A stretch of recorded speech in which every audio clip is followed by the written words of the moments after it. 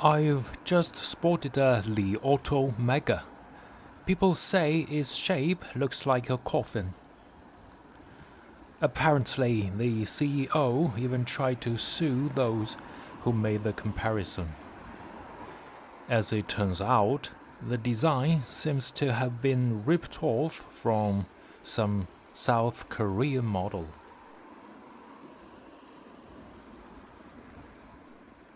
It seems to be based on the Hyundai Staria.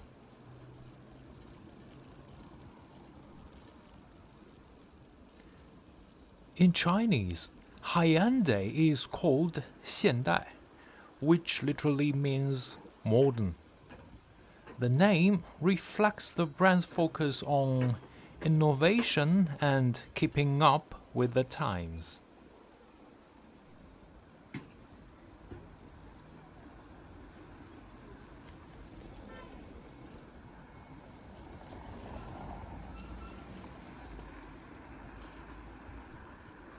As mentioned, Brits usually say Hyundai, whereas Hyundai Super Bowl has pushed Hyundai, rhyming with Sunday, to set the record straight.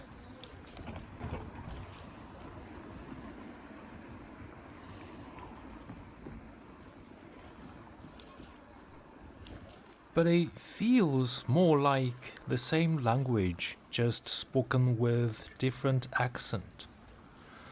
After all, many languages share the same origins anyway.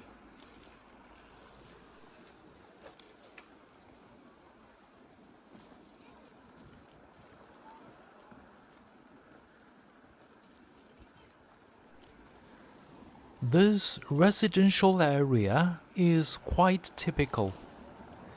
It was one of the largest developments of its kind, built about 25 to 30 years ago. A lot of work unit apartments were built here. At the time, both the environment and layouts were considered top tier. They had central heating and likely a centralized gas supply too.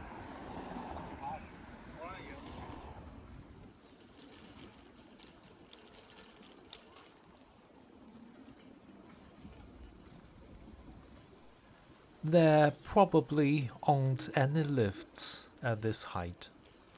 They usually don't have them. The upside is that without a lift, the shared area ratio is much lower. Shared area is a uniquely Chinese real estate concept.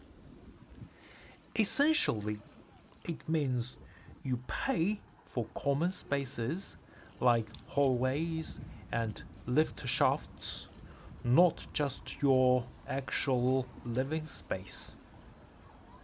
Personally, I don't think it's a good concept at all.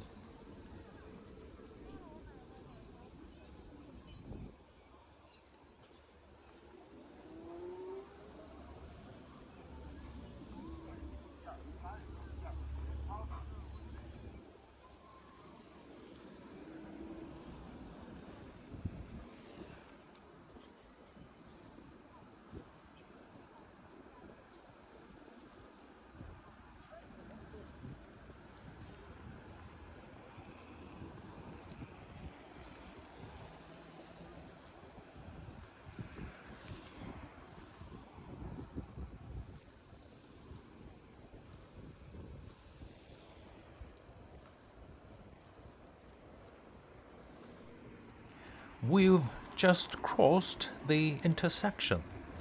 The high rises on the left are a newly built complex from an urban village redevelopment project.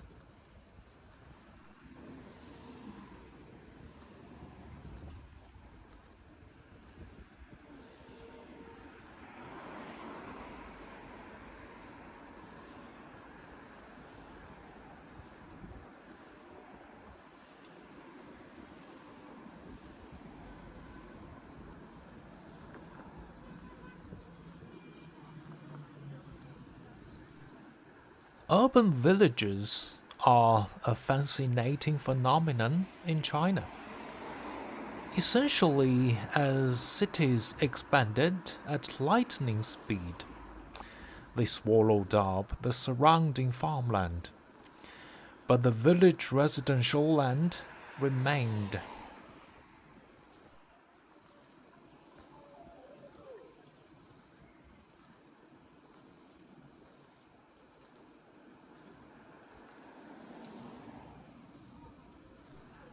This creates a striking contrast.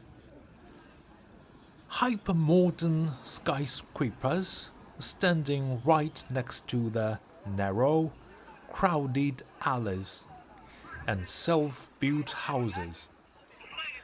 They often provide low-cost housing for migrant workers, making them a crucial, if messy, part of the city's heartbeat.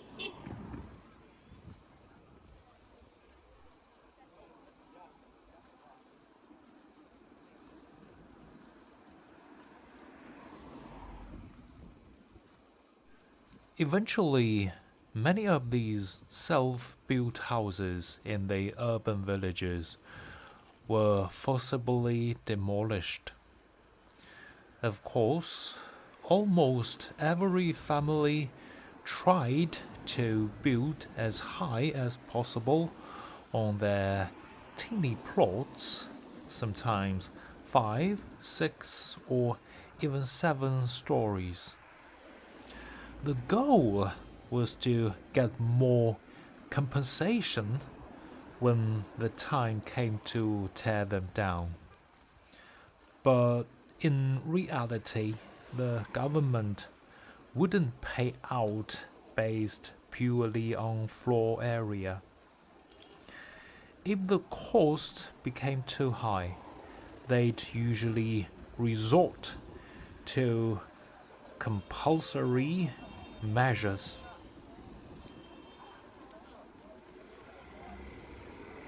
To be honest, we don't really know the full story. Everyone has a different version. You never know who's telling the truth.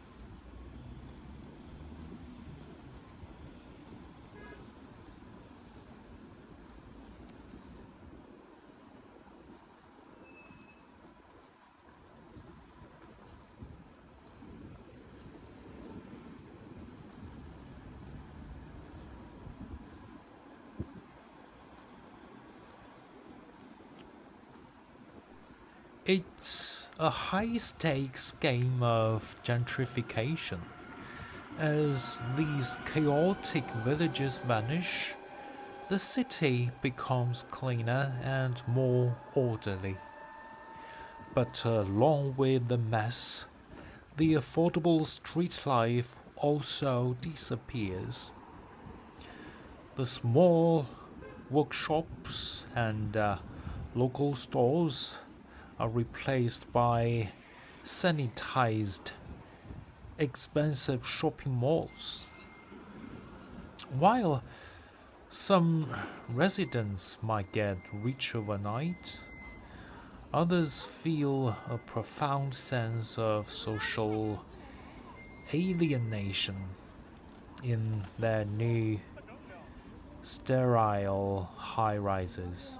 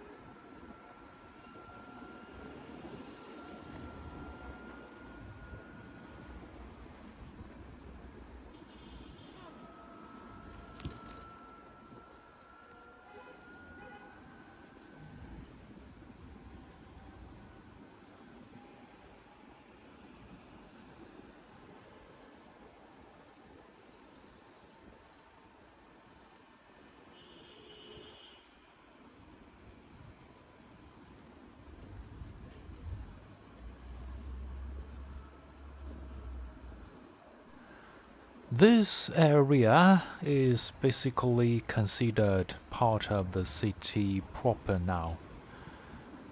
Back in the early days, new districts usually started with civil service agencies or military compounds moving in first.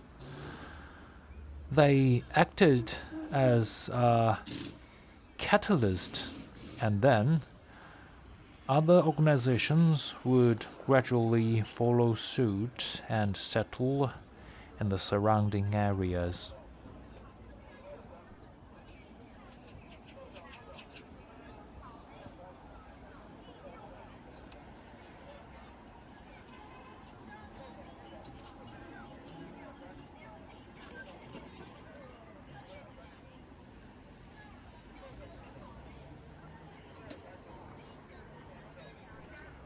When all's said and done, back in the day, this was nothing more than the outskirts.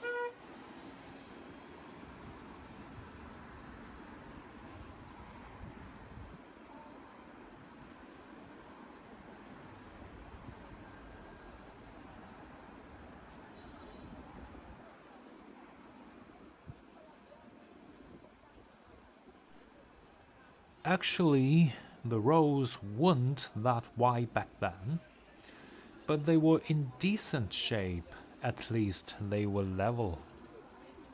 Yet, cycling here from the old city center, even though it was only about 4 or 5 kilometers, it felt like a world away.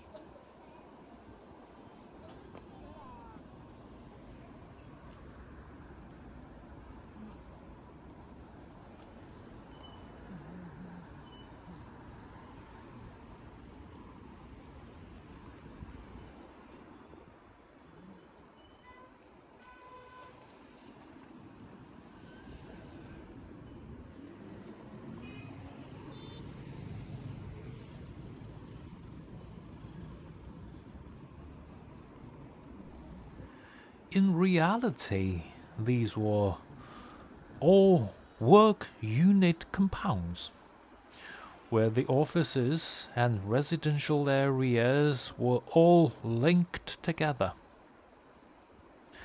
Everything was self contained, forming a little world of its own.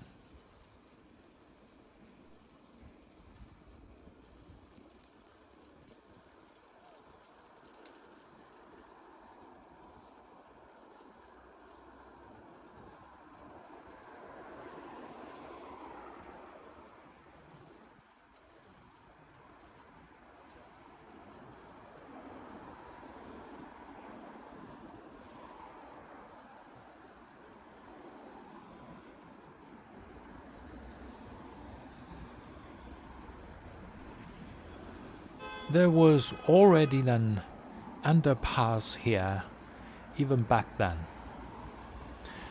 We call it 地道桥, underpass bridge.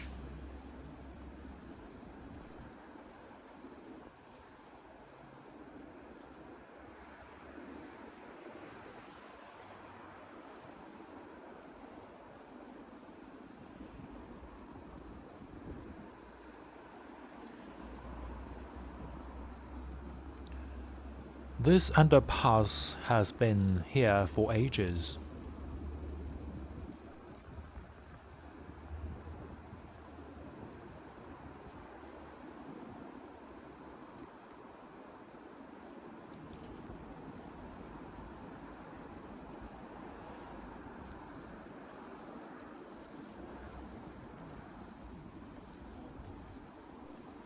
Of course, it's been renovated and repainted since then, but the core structure remains untouched. The original bones of the bridge are still exactly the same.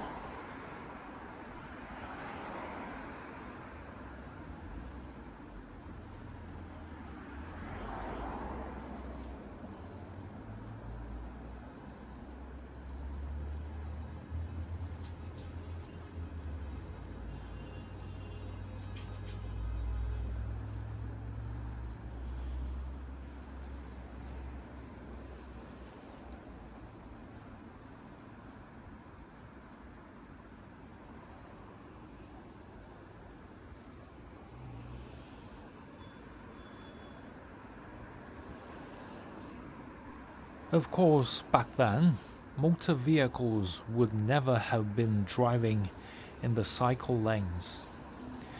It's just that there are so many cars nowadays that the cycle lanes have had to give way to them.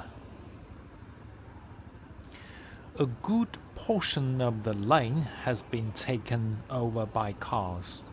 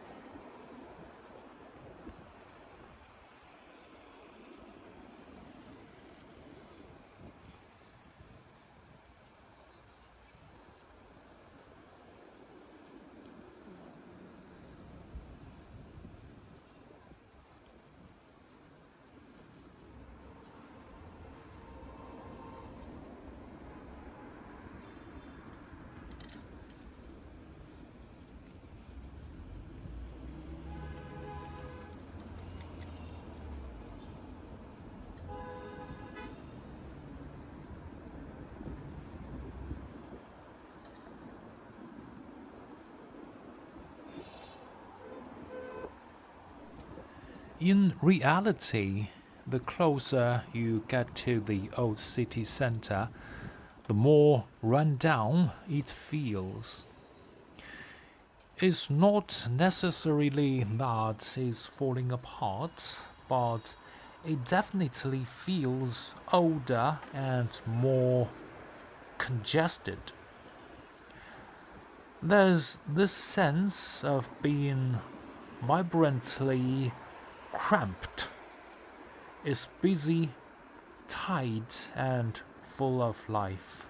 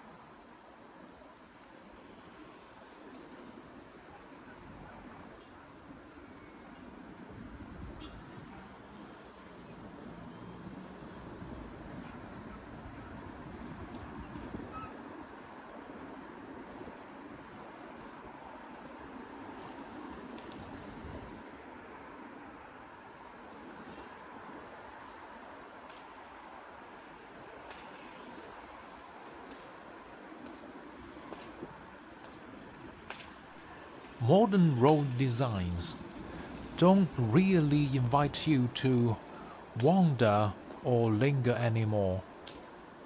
There's this constant sense that you have to be in a rush, always heading somewhere else. It feels like everything is built for speed rather than for the people walking along it.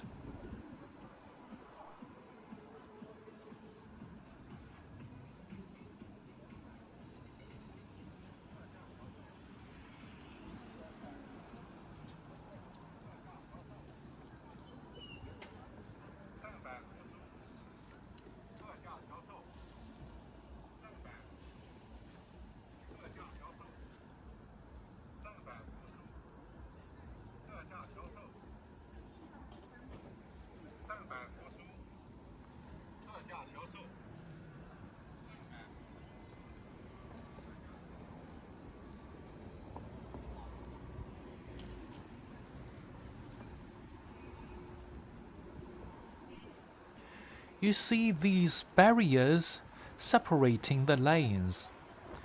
It feels like they are hurting me forward. It's like they are telling me, don't stop. If you stop, you cause a bottleneck.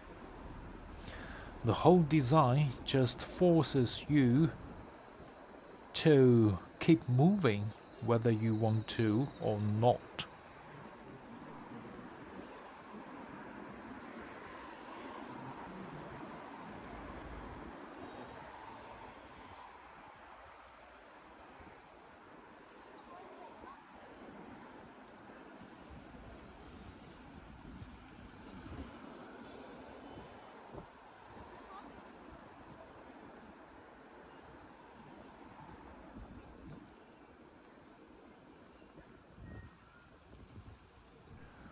We are just about to enter the old town. Right now, we are on the ring road cycling the historic center.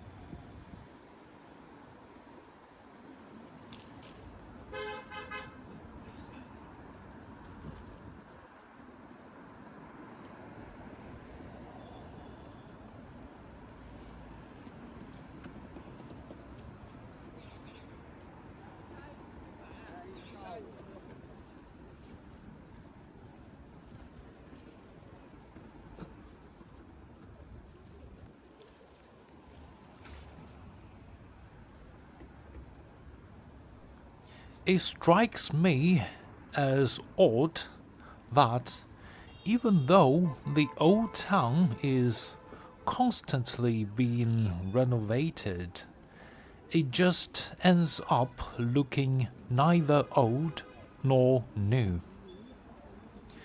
The historic buildings have lost their original character, and the new ones lack any real sense of modern design.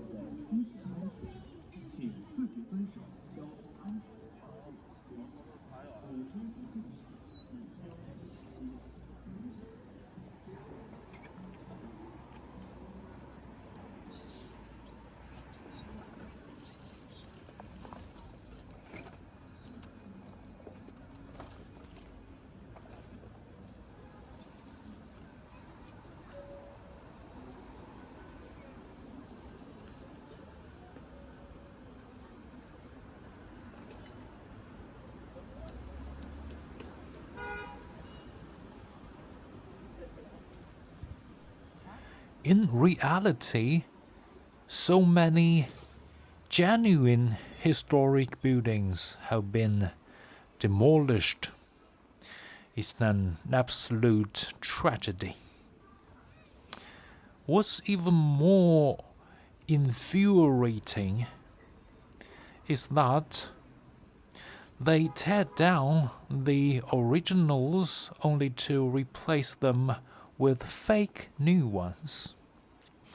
It feels like a total lack of respect for our heritage.